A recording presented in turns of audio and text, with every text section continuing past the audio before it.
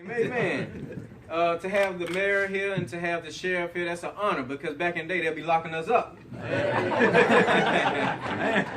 So it's so good to have them on the Lord's side this time. Amen, amen, amen. There was this couple that was married for 50 years. And people wanted to know what was the secret to being married that long without going through a divorce. And so the brother looked at the camera and he told the people, he said, well, we got married. And when we got married, after the wedding, we got on this chariot.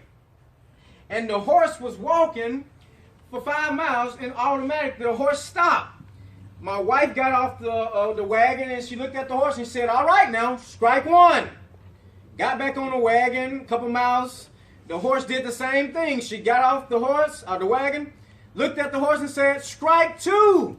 It happened again. She got off. She put the .357 Magnum from her purse and shot and killed the horse. And her husband said, baby, what you doing? You can't do that. You just killed our horse. She said, all right, strike one. And she had no more problems out of him. Amen, amen, amen. A real preacher would never leave people where he found them. Remember that. A real preacher would never leave people where he found them. When Dr. King began to preach, well, before Dr. King, when Moses began to preach, the children of Israel was in bondage. When Moses stopped preaching, they were on their way looking at the promised land. When Dr. King began preaching, we were sitting at the back of the bus. When he stopped preaching, we had made our way to the front of the bus. And West Gaines, when we get enough money, we're thinking about buying us a bus. But a real preacher will never leave a group of people where he found them. Some people are called and some people are chosen.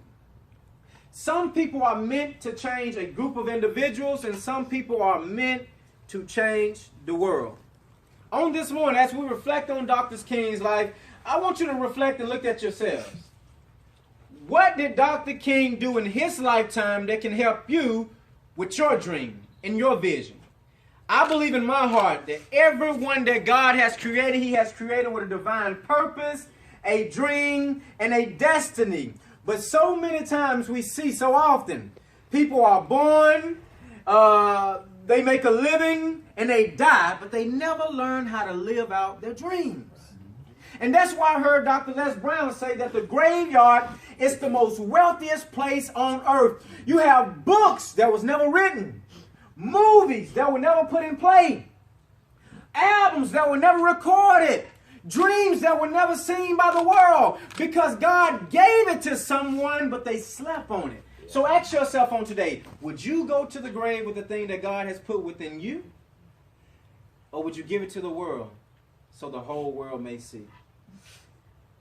As we reflect on Dr. King's life, I will not be before you long. I just want to look at some characteristics of this man's life. The first characteristic I would like to look at was this characteristic of willingness. In order to chase your God-given dream, you must be willing to answer the call. I believe many times the call is ringing, but many of us don't pick up the phone. Let me see if I can make that all make sense. Y'all on the bus? Yeah. Y'all on the bus? Yeah. All right. When we come to the complete stop, it all makes sense. I just want to make sure y'all are still on the bus. Dr. King was willing to answer the call. Several years ago, I heard this story about this baby